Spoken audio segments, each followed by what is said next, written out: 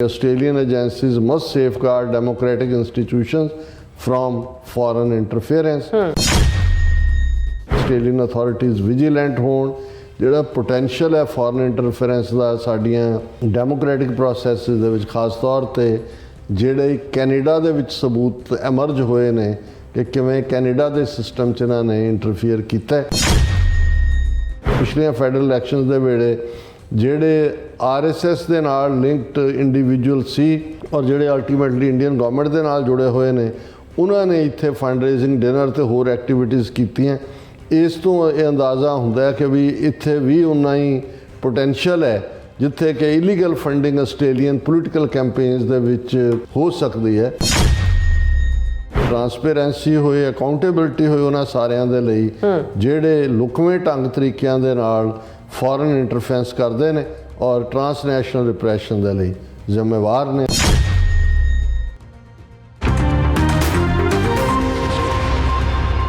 Viewers welcome back on program. So viewers ਗੱਲਬਾਤ ਕਰਨ ਜਾ ਰਹੇ ਹਾਂ ਆਸਟ੍ਰੇਲੀਆ ਦੇ ਹਵਾਲੇ ਨਾਲ ਕਿ ਆਸਟ੍ਰੇਲੀਆ ਦੀ ਪ੍ਰਮੁੱਖ ਸਿੱਖ ਜਥੇਬੰਦੀ ਸਿੱਖ ਫਾਊਂਡੇਸ਼ਨ ਆਫ ਆਸਟ੍ਰੇਲੀਆ ਵੱਲੋਂ ਇੱਕ ਬਿਆਨ ਜਾਰੀ ਕਰਕੇ ਆਸਟ੍ਰੇਲੀਅਨ ਏਜੰਸੀਆਂ ਨੂੰ ਕਿਹਾ ਗਿਆ ਹੈ ਕਿ ਉਹ ਇਸ ਗੱਲ ਨੂੰ ਯਕੀਨੀ ਬਣਾਉਣ ਕਿ ਬਾਹਰਲੇ ਮੁਲਕ ਅਮਰੀਕਾ ਦੀਆਂ ਜਮਹੂਰੀ ਸੰਸਥਾਵਾਂ ਵਿੱਚ ਘੁਸਪੈਠ ਨਾ ਕਰਨ। ਸੋ ਇਸ ਬਾਰੇ ਆਪਾਂ ਗੱਲਬਾਤ ਕਰਨ ਜਾ ਰਹੇ ਹਾਂ। ਸੋ ਅਸੀਂ ਚਾਹਾਂਗੇ ਕਿ ਤੁਸੀਂ ਇਸੇ ਤਰ੍ਹਾਂ ਬਣੇ ਰਹਿਣਾ, ਦੇਖਣ ਸੁਣ ਲਿਆ, ਲਿਖਣ ਲਈ ਤੁਹਾਡਾ ਸਭ ਦਾ ਬਹੁਤ ਬਹੁਤ ਸ਼ੁਕਰੀਆ ਜੀ। ਡਾਕਟਰ ਸਾਹਿਬ ਕੀ ਕਹਿਣਾ ਚਾਹੋਗੇ? ਦੇਖੋ ਇਸ ਵੇਲੇ ਜਿੱਥੇ ਕਿ ਜਿਵੇਂ ਕੈਨੇਡਾ ਦੇ ਹਵਾਲੇ ਨਾਲ ਅਸੀਂ ਦੇਖਿਆ ਵੀ ਜਸਟਿਨ ਟਰੂਡੋ ਆਉਣ ਵਾਲੇ ਸਮੇਂ 'ਚ ਆਪਣਾ ਅਹੁਦਾ ਛੱਡਣ ਵਾਲੇ ਨੇ। ਹਾਲਾਂ ਪਾਰਲੀਮੈਂਟ ਨੂੰ ਸਸਪੈਂਡ ਕਰ ਦਿੱਤਾ ਗਿਆ ਹੈ। ਉਹਨਾਂ ਦੀ ਪਾਰਟੀ ਦੇ ਵਿੱਚ ਪਾਰਟੀ ਲੀਡਰ ਦੀ ਚੋਣ ਹੋਏਗੀ ਔਰ ਉਸ ਤੋਂ ਬਾਅਦ ਜਿਹੜਾ ਹੈ ਉਹ ਸਨੈਪ ਪੋਲ ਵੀ ਹੋ ਸਕਦਾ ਅਰਲੀ ਔਰ ਜਿਹੜਾ ਹੈ ਉਹ ਕਿਉਂਕਿ ਅਕਤੂਬਰ 'ਚ ਵੈਸੇ ਵੀ ਡਿਊ ਹੈ। ਸੋ ਉੱਥੇ ਜਦੋਂ ਤੁਸੀਂ ਭਾਰਤੀ ਮੀਡੀਆ ਦੇਖਦੇ ਹੋ ਉਹਨਾਂ ਦੇ ਜਿਹੜੇ ਸੋ ਕਾਲਡ ਬੜੇ ਨਿਊਟਰਲ ਐਨਾਲਿਸਟ ਸੀ ਉਹਨਾਂ ਦੇ ਚਿਹਰਿਆਂ ਤੋਂ ਵੀ ਜਾਂ ਉਹਨਾਂ ਦੇ ਬੋਲਾਂ 'ਚੋਂ ਵੀ ਤੁਹਾਨੂੰ ਖੁਸ਼ੀ ਝਲਕਦੀ ਨਜ਼ਰ ਆਉਂਦੀ ਹੈ ਜਿਵੇਂ ਭਾਰਤ ਦਾ ਦੁਸ਼ਮਣ ਜਸਟਿਨ ਟਰੂਡੋ ਜਿਹੜਾ ਉਹ ਚੱਲਦਾ ਹੋਇਆ। ਹਾਲਾਂ ਕਹਾਣੀ ਬਿਲਕੁਲ ਉਹਨਾਂ ਨੂੰ ਇਹ ਨਹੀਂ ਪਤਾ ਹੈ ਕਿ ਵੀ ਇਹ ਭਾਰਤ ਵਾਂਗ ਨਹੀਂ ਹੈ ਕਿ ਵੀ ਕੋਈ ਇਸ਼ੂ ਕਿਸੇ ਇੱਕ ਬੰਦੇ ਨਾਲ ਜੁੜਿਆ ਹੁੰਦਾ ਤੇ ਬੰਦਾ ਚਲਾ ਗਿਆ ਤਾਂ ਇਸ਼ੂ ਚਲਾ ਗਿਆ। ਜਿਹੜੀ ਫੋਰਨ ਇੰਟਰਫੇਰੈਂਸ ਦੇ ਮਾਮਲੇ ਦੀ ਇਨਕੁਆਇਰੀ ਹੈ ਜਿਹਦੀ 31 ਜਨਵਰੀ ਤੱਕ ਰਿਪੋਰਟ ਆਉਣੀ ਹੈ ਉਹ ਵੀ ਬਰਾਬਰ ਜਾਰੀ ਹੈ। ਦੂਸਰੇ ਪਾਸੇ ਜੋ ਕੋਰਟ ਕੇਸ ਨੇ ਉਹ ਵੀ ਜਾਰੀ ਨੇ, ਜੋ ਉਹਨਾਂ ਦੀ RCMP ਔਰ ਸੀਸਸ ਉਹਨਾਂ ਦੀਆਂ ਇਨਕੁਆਇਰੀਜ਼ ਔਰ ਉਹਨਾਂ ਦਾ। ਸੋ ਉਹਦੇ ਨਾਲ ਕੋਈ ਫਰਕ ਨਹੀਂ ਪਏਗਾ। ਹਾਂ ਪੋਲੀਟੀਕਲੀ ਜਦੋਂ ਨਵੀਂ ਕੋਈ ਵੀ ਟੀਮ ਆਏਗੀ ਉਹ ਕਿੰਨਾ ਐਗਰੈਸਿਵਲੀ ਪਰਸਿਊ ਕਰਦੀ ਹੈ, ਲੇਕਿਨ ਆਲਰੇਡੀ ਜਿਹੜਾ ਇੰਡੀਆ ਹੈ ਉਹ ਐਕਸਪੋਜ਼ ਹੋ ਚੁੱਕਾ ਹੈ। ਸੋ ਫਾਈਵ ਆਈਜ਼ ਕੰਟਰੀਜ਼ 'ਚ ਪਹਿਲਾ ਜਿਹੜਾ ਮਰਡਰ ਹੁੰਦਾ ਹਰਦੀਪ ਸਿੰਘ ਨਿੱਜਰ ਦਾ ਔਰ ਜਿਹਦੇ ਨਾਲ ਫਿਰ ਨਿਖਿਲ ਗੁਪਤਾ ਦਾ ਕੇਸ ਜਿਹੜਾ ਗੁਰਪਤਵੰਤ ਸਿੰਘ ਪੰਨੂ ਮਰਡਰ ਪਲਾਟ ਜਦੋਂ ਫਾਈਲ ਕਰਦੀਆਂ ਨੇ ਅਮਰੀਕਨ ਏਜੰਸੀ। ਸੋ ਉਸੇ ਪੀਰੀਅਡ ਦੇ ਵਿੱਚ ਹੀ ਅਸੀਂ ਕਿਉਂਕਿ ਹਰਦੀਪ ਸਿੰਘ ਨਿੱਜਰ ਤੋਂ 3 ਦਿਨ ਪਹਿਲਾਂ 15 ਜੂਨ ਨੂੰ ਅਵਤਾਰ ਸਿੰਘ ਖੰਡੇ ਦਾ ਮਰਡਰ ਹੋਇਆ ਸੀ UK, ਜਿਹਨੂੰ ਮੈਨੂੰ ਬਹੁਤ ਵਾਰੀ ਅਫਸੋਸ ਵੀ ਹੁੰਦਾ ਕਿ UK ਦੀਆਂ ਸਿੱਖ ਜਥੇਬੰਦੀਆਂ ਨੇ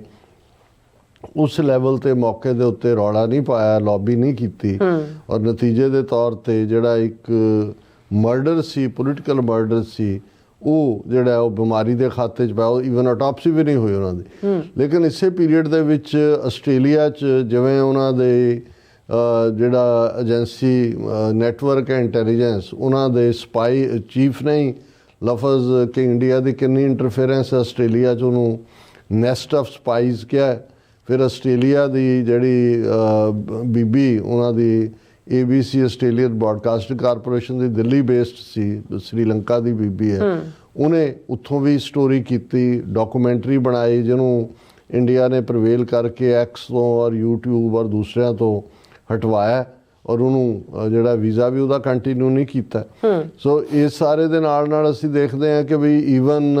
UK ਦੇ ਹਵਾਲੇ ਨਾਲ BBC ਦੀ 2 ਪਾਰਟ ਡਾਕੂਮੈਂਟਰੀ ਜਿਹੜੀ ਮੋਦੀ ਦੇ ਉੱਤੇ ਸੀ ਉਹਨੂੰ ਵੀ ਉਹਨਾਂ ਨੇ ਸੋਸ਼ਲ ਪਲੇਟਫਾਰਮ ਤੋਂ ਹਟਵਾਇਆ। ਪਰ ਕਿਉਂਕਿ UK ਦੇ ਵਿੱਚ ਰਿਸ਼ੀ ਸੁਨਕ ਆ ਚੁੱਕਾ ਸੀ ਔਰ ਉਸ ਲੈਵਲ ਦਾ ਰਿਐਕਸ਼ਨ ਨਹੀਂ ਹੋਇਆ। ਔਰ ਆਸਟ੍ਰੇਲੀਆ 'ਚ ਵੀ ਜਿਹੜਾ ਪ੍ਰਾਈਮ ਮਿਨਿਸਟਰ ਐਲਬਨੀ ਹੈ ਜਿਵੇਂ ਉਹਨੇ ਕੋਰਟ ਕੀਤਾ ਮੋਦੀ ਨੂੰ, ਉਹ ਭਾਵੇਂ ਗੁਜਰਾਤ 'ਚ ਕ੍ਰਿਕਟ ਸਟੇਡੀਅਮ ਦਾ ਦੌਰਾ ਸੀ ਜਾਂ ਮੋਦੀ ਜਦੋਂ ਆਸਟ੍ਰੇਲੀਆ 'ਚ ਆਇਆ। ਸੋ ਇਸ ਸਾਰੇ ਪੀਰੀਅਡ ਦੇ ਵਿੱਚ ਆਸਟ੍ਰੇਲੀਆ 'ਚ ਹੋਰ ਵੀ ਸਟੋਰੀਜ਼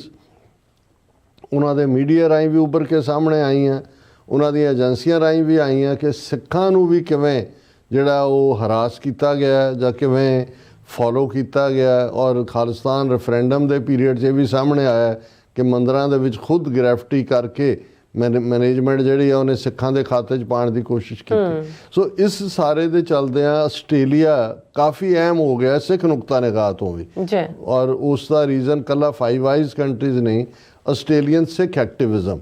ਔਰ ਮੈਂ ਇਸ ਗੱਲ ਨੂੰ ਬਹੁਤ ਚੰਗੀ ਤਰ੍ਹਾਂ ਸਮਝਦਾ ਵੀ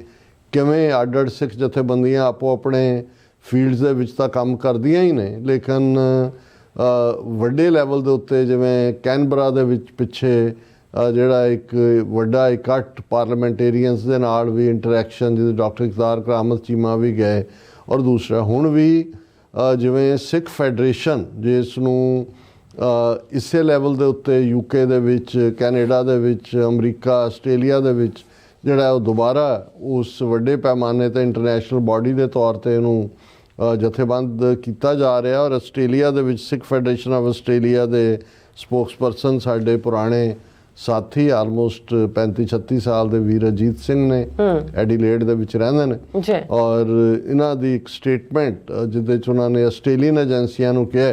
ਕਿ ਭਾਈ ਤੁਸੀਂ ਜਿਹੜਾ ਸੇਫਗਾਰਡ ਲਿਆਓ, ਕਿਵੇਂ ਆਸਟ੍ਰੇਲੀਆ ਦੀਆਂ ਡੈਮੋਕ੍ਰੈਟਿਕ ਇੰਸਟੀਟਿਊਸ਼ਨਸ ਦੇ ਵਿੱਚ ਫੋਰਨ ਇੰਟਰਫੇਰੈਂਸ ਹੋ ਰਹੀ ਹੈ। ਜ਼ਾਹਰਾ ਤੌਰ 'ਤੇ ਇੰਡੀਆ ਵੱਲ ਇਸ਼ਾਰਾ, ਹੋਰ ਵੀ ਮੁਲਕ ਉਹਦੇ 'ਤੇ ਚਾਈਨਾ ਵੀ ਇੰਟਰਫੀਅਰ ਕਰਦਾ ਹੈ ਔਰ ਬਾਕੀ ਮੁਲਕ ਵੀ ਕੁਛ ਉਹਨਾਂ ਦੇ ਲਾਅ ਵੀ ਇਸ ਕਿਸਮ ਦੇ ਨੇ ਜਿਹਦੇ 'ਚ ਉਹ ਬਾਹਰਲੀ ਇਨਵੈਸਟਮੈਂਟ ਦੇ ਲਈ ਕੁਝ ਸੂਬਿਆਂ 'ਚ ਉਹਨਾਂ ਨੇ ਕੁਝ ਫਰੀਡਮਸ ਦਿੱਤੀਆਂ ਹੋਈਆਂ ਸੀ, ਉਸ ਦਾ ਵੀ ਜਿਹੜਾ ਗਲਤ ਫਾਇਦਾ ਇੰਡੀਆ ਜਾਂ ਦੂਸਰੇ ਮੁਲਕਾਂ ਨੇ ਚੁੱਕਿਆ। ਔਰ ਉਹਨਾਂ ਦੀ ਸਟੇਟਮੈਂਟ ਹੈ ਕਿ Australian agencies must safeguard democratic institutions from foreign interference. ਔਰ ਉਹਨਾਂ ਨੇ ਇਹ ਕਿਹਾ ਕਿ ਭਾਈ ਆਸਟ੍ਰੇਲੀਅਨ ਅਥਾਰਟੀਜ਼ ਵਿਜੀਲੈਂਟ ਹੋਣ, ਜਿਹੜਾ ਪੋਟੈਂਸ਼ੀਅਲ ਹੈ ਫੋਰਨ ਇੰਟਰਫੇਰੈਂਸ ਦਾ ਸਾਡੀਆਂ ਡੈਮੋਕ੍ਰੈਟਿਕ ਪ੍ਰੋਸੈਸਿਸ ਦੇ ਵਿੱਚ, ਖਾਸ ਤੌਰ 'ਤੇ ਜਿਹੜੇ ਕੈਨੇਡਾ ਦੇ ਵਿੱਚ ਸਬੂਤ ਐਮਰਜ ਹੋਏ ਨੇ ਕਿ ਕਿਵੇਂ ਕੈਨੇਡਾ ਦੇ ਸਿਸਟਮ 'ਚ ਇਹਨਾਂ ਨੇ ਇੰਟਰਫੀਅਰ ਕੀਤਾ। ਔਰ ਉਹਨਾਂ ਨੇ ਫਿਰ ਇਹਦੇ 'ਚ ਕੈਨੇਡਾ ਦੀ ਫੋਰਨ ਇੰਟਰਫੇਰੈਂਸ ਕਮਿਸ਼ਨ ਦੀ ਹੀਅਰਿੰਗ ਦਾ ਹਵਾਲਾ ਦਿੱਤਾ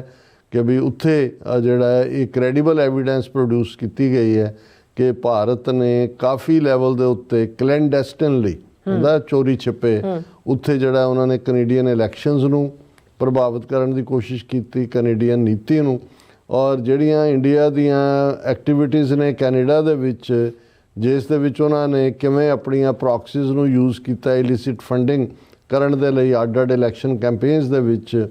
ਔਰ ਇਸੇ ਤਰ੍ਹਾਂ ਉਹਨਾਂ ਨੇ ਜਿਹੜਾ ਇਨਫੋਰਮੇਸ਼ਨ ਐਕੋਸਿਸਟਮ ਨੂੰ ਕਿਵੇਂ ਮੈਨੀਪੂਲੇਟ ਕੀਤਾ, ਕਿਵੇਂ ਉਹਨਾਂ ਨੇ ਡਿਸਇਨਫੋਰਮੇਸ਼ਨ ਔਰ ਜਿਵੇਂ ਇੰਡੀਅਨ ਡਿਪਲੋਮੈਟਸ ਨੇ ਕੋਇਰਸ ਕਰਕੇ ਕੈਨੇਡੀਅਨ ਸਿਟੀਜ਼ਨਸ ਤੋਂ ਇਨਫੋਰਮੇਸ਼ਨ ਲੈ ਕੇ ਗੈਂਗਸਟਰਾਂ ਤੱਕ ਪਹੁੰਚਾਈ। ਔਰ ਇਹ ਸਾਰੇ ਜਿਹੜੇ ਨੇ ਕੈਨੇਡਾ ਦੀ ਇਸ ਜਿਹੜਾ ਫੋਰਨ ਇੰਟਰਫੇਰੈਂਸ ਕਮਿਸ਼ਨ ਦੀ ਹੀਅਰਿੰਗ ਦੇ ਦੌਰਾਨ ਸਾਹਮਣੇ ਆਏ ਨੇ। ਔਰ ਇਹਨਾਂ ਨੇ ਕਿਹਾ ਆਪਣੀ ਸਟੇਟਮੈਂਟਸ ਕਿ ਵੀ ਇਹ ਜਿਹੜੀ ਰੈਵਲੇਸ਼ਨ ਨੇ ਇਹਨਾਂ ਨਾਲ ਇਹ ਗੰਭੀਰ ਜਿਹੜਾ ਸੀਰੀਅਸ ਕੰਸਰਨ ਹੈ ਕਿ ਭਾਈ ਇਹ ਜਿਹੜੀ ਡੈਮੋਕ੍ਰੈਟਿਕ ਨੇਸ਼ਨ ਨੇ ਜਿਵੇਂ ਆਸਟ੍ਰੇਲੀਆ ਵੀ ਹੈ, ਵੀ ਸਾਡੀ ਇਲੈਕਸ਼ਨ ਪ੍ਰੋਸੈਸ 'ਚ ਕਿੰਨੀ ਕਿ ਫ੍ਰੀ ਐਂਡ ਫੇਅਰ ਹੈ, ਜਾਂ ਇਹਦੇ 'ਚ ਵੀ ਭਾਰਤ ਜਿਹੜੇ ਨੇ ਭਾਰਤ ਸਰਕਾਰ ਦਾ ਪੈਸਾ ਕੁਛ ਆਸਟ੍ਰੇਲੀਅਨ ਲਾਅ ਮੇਕਰਸ ਨੂੰ ਗਰੂਮ ਕਰਨ ਦੇ ਉੱਤੇ ਲੱਗਦਾ ਹੈ। ਔਰ ਉਹਨਾਂ ਨੇ ਇਹ ਕਿਹਾ ਕਿ ਵੀ ਇੱਥੇ ਆਸਟ੍ਰੇਲੀਆ 'ਚ ਵੀ ਅਸੀਂ ਅਬਜ਼ਰਵ ਕੀਤਾ ਕਿ ਵੀ ਇਸ 'ਚ ਜੋ ਹੈ ਪ੍ਰੋਪਰ ਸਕਰੂਟਨੀ ਹੋਣੀ ਚਾਹੀਦੀ ਹੈ, ਪੁੱਛ ਪੜਤਾਲ ਹੋਣੀ ਚਾਹੀਦੀ ਹੈ। ਪਿਛਲੀਆਂ ਫੈਡਰਲ ਇਲੈਕਸ਼ਨਸ ਦੇ ਵੇਲੇ ਜਿਹੜੇ RSS ਦੇ ਨਾਲ ਲਿੰਕਡ ਇੰਡੀਵਿਜੂਅਲ ਸੀ ਔਰ ਜਿਹੜੇ ਅਲਟੀਮੇਟਲੀ ਇੰਡੀਅਨ ਗਵਰਨਮੈਂਟ ਦੇ ਨਾਲ ਜੁੜੇ ਹੋਏ ਨੇ, ਉਹਨਾਂ ਨੇ ਇੱਥੇ ਫੰਡ ਰੇਜ਼ਿੰਗ ਡਿਨਰ ਤੇ ਹੋਰ ਐਕਟੀਵਿਟੀਜ਼ ਕੀਤੀਆਂ। ਇਸ ਤੋਂ ਇਹ ਅੰਦਾਜ਼ਾ ਹੁੰਦਾ ਹੈ ਕਿ ਵੀ ਇੱਥੇ ਵੀ ਉਨਾ ਹੀ ਪੋਟੈਂਸ਼ੀਅਲ ਹੈ ਜਿੱਥੇ ਕਿ illegal funding Australian political campaigns ਦੇ ਵਿੱਚ ਘਸੋੜੀ ਗਈ ਹੋ ਸਕਦੀ ਹੈ। ਔਰ ਜਦੋਂ ਕਿ ਆਸਟ੍ਰੇਲੀਆ ਹੁਣ ਜਿੱਥੇ ਨਵੀਆਂ ਚੋਣਾਂ ਆਉਣ ਵਾਲੀਆਂ ਨੇ, ਇਹ ਬੜਾ ਅਹਿਮ ਹੈ ਕਿ ਸਾਡੀਆਂ ਏਜੰਸੀਜ਼ ਇਸ ਗੱਲ ਨੂੰ ਪ੍ਰਾਇਓਰਟਾਈਜ਼ ਕਰਨ ਕਿ ਕੋਈ ਵੀ ਵਿਦੇਸ਼ੀ ਦਖਲਅੰਦਾਜ਼ੀ ਫੰਡਿੰਗ ਦੇ ਹਵਾਲੇ ਨਾਲ ਜਾਂ ਅਦਰਵਾਈਜ਼ ਨਾ ਹੋਏ, ਕਿਉਂਕਿ ਐਵਰੇਜ ਆਸਟ੍ਰੇਲੀਅਨ ਸਿਟੀਜ਼ਨਸ ਦੇ ਮੌਲਿਕ ਅਧਿਕਾਰਾਂ ਦੀ ਰੱਖਿਆ ਕਰਨੀ ਇਹ ਜਿਹੜੀ ਹੈ ਟੌਪ ਪ੍ਰਾਇਰਟੀ ਹੋਣੀ ਚਾਹੀਦੀ ਹੈ। ਕੋਈ ਵੀ ਫੋਰਨ ਸਟੇਟ ਦੀ ਆਸਟ੍ਰੇਲੀਅਨ ਡੈਮੋਕ੍ਰੈਟਿਕ ਸਿਸਟਮ 'ਚ ਜਿਹੜੀ ਇੰਟਰਫੀਅਰੈਂਸ ਹੈ, ਉਹ ਜਿਹੜਾ ਪਬਲਿਕ ਟਰਸਟ ਹੈ, ਲੋਕਾਂ ਦਾ ਵਿਸ਼ਵਾਸ ਹੈ ਸਿਸਟਮ ਦੇ ਉੱਤੇ, ਇਸ ਨੂੰ ਤੋੜਦੀ ਹੈ ਔਰ ਇਹ ਕਿਸੇ ਵੀ ਹਾਲਤ 'ਚ ਇਸ ਨੂੰ ਟੋਲਰੇਟ ਨਹੀਂ ਕਰਨਾ ਚਾਹੀਦਾ।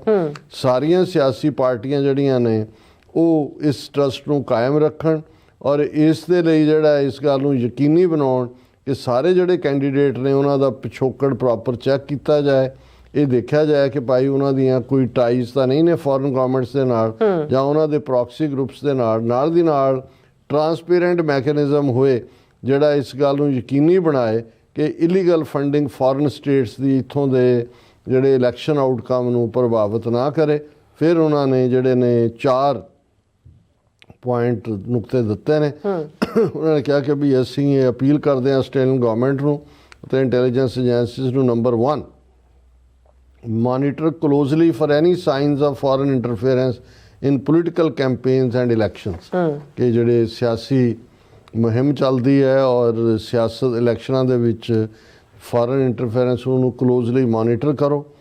ਔਰ ਇਨਵੈਸਟੀਗੇਟ ਐਕਟੀਵਿਟੀਜ਼ ਬਾਈ ਇੰਡੀਵਿਜੂਅਲਸ ਔਰ groups with known ties to foreign governments ਔਰ ਆਰਗੇਨਾਈਜੇਸ਼ਨਸ। ਔਰ ਆਲਰੇਡੀ RSS ਦਾ ਇੱਕ ਵੱਡਾ ਜਿਹੜਾ ਮੋਦੀ ਦੀ ਵਿਜ਼ਿਟ ਵੇਲੇ ਤਾਂ ਦੂਜੇ ਉਹਨਾਂ ਦੀ ਵੈਲਕਮਿੰਗ ਕਮੇਟੀ ਦੇ ਮੂਹਰੇ ਸੀ ਮਲਟੀਪਲ ਰੇਪ ਚਾਰਜਿਸ ਤੋਂ ਕਿਵੇਂ ਉਹਨੇ ਐਕਸਪਲੋਇਟ ਕੀਤਾ ਬੱਚੀਆਂ ਨੂੰ, ਉਹ ਆਲਰੇਡੀ ਜੇਲ੍ਹ ਦੀ ਹਵਾ ਖਾ ਰਿਹਾ। ਸੋ ਇਹ ਸਾਰੀਆਂ ਜਥੇਬੰਦੀਆਂ ਜਿਹੜੀਆਂ ਇਸ ਪੀਰੀਅਡ 'ਚ ਪ੍ਰੋਕਸੀਜ਼ ਨੇ ਇੰਡੀਅਨ ਗਵਰਨਮੈਂਟ ਦੀਆਂ, ਉਹਨਾਂ ਨੂੰ ਜਿਹੜਾ ਇਨਵੈਸਟੀਗੇਟ ਕੀਤਾ ਜਾਏ ਕਿ ਭਾਈ ਕਿਸ ਲੈਵਲ ਦੇ ਉੱਤੇ ਇਹ ਜਿਹੜਾ ਹੈ ਉਹਨਾਂ ਦੀ ਇੰਟਰਫੇਰੈਂਸ ਹੈ। Strengthen measures to counteract foreign influence at all levels of government ਕਿ ਭਾਈ ਸਾਰੇ ਸੇਫਗਾਰਡ ਪੈਦਾ ਕਰੋ ਔਰ ਇਸ ensure transparency in addressing any identified attempts at interference to manipulate public confidence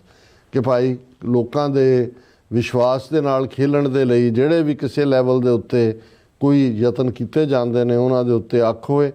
ਔਰ ਫਿਰ ਉਹਨਾਂ ਨੇ ਕਲੋਜ਼ ਕੀਤਾ ਸਟੇਟਮੈਂਟ ਨੂੰ ਕਿ ਜਿਹੜੀ ਇਲੈਕਟ੍ਰਲ ਪ੍ਰੋਸੈਸ ਹੁੰਦੀ ਹੈ ਉਹ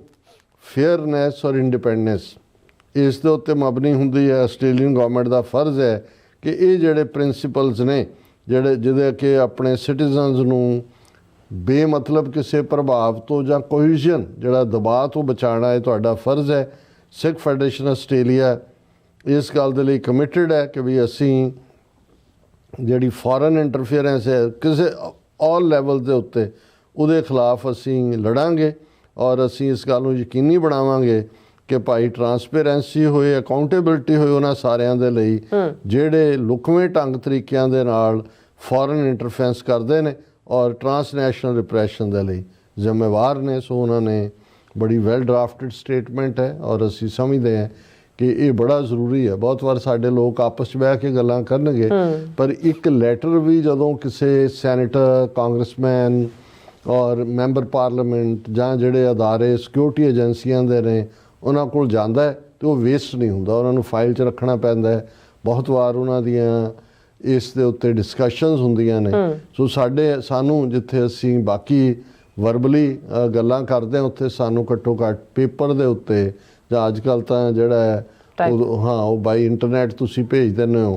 ਇਸ ਗੱਲ ਨੂੰ ਯਕੀਨੀ ਬਣਾਇਆ ਜਾਏ ਕਿ ਭਾਈ ਇਹ ਡਿਮਾਂਡ ਸਾਰੇ ਪਾਸਿਓਂ ਹੋਏ ਕਿ ਇਹ ਟਰਾਂਸਪੇਰੈਂਸੀ, ਟਰਾਂਸਨੈਸ਼ਨਲ ਰਿਪਰੈਸ਼ਨ ਕਰਨ ਵਾਲੀਆਂ ਤਾਕਤਾਂ,